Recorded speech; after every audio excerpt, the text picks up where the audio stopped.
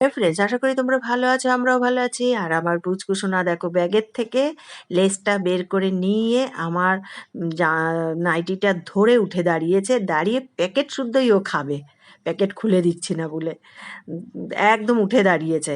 আর এই পাশে আমার কড়াইতে আমি সজনে ডাঁটা বসিয়েছি, সর্ষে বাটা দিয়ে সজনে আলু আর বড়ি দিয়ে রান্না করছি, একদম বেশ গামাখা গামাখা।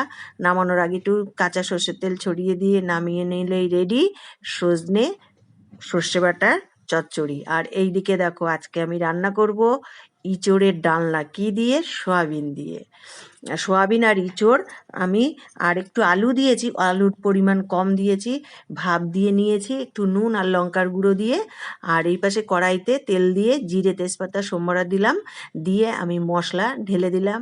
এর ভিতরে আছে আদা জিরে ধনে লঙ্কা টমেটো রসুন, সব মশলা একসাথে করে বেটে নিয়ে মশলাটা ছেড়ে দিয়ে ভালো করে কষিয়ে নিয়ে এবার ওই সিদ্ধ করে রাখা এঁচড় দিয়ে দিলাম।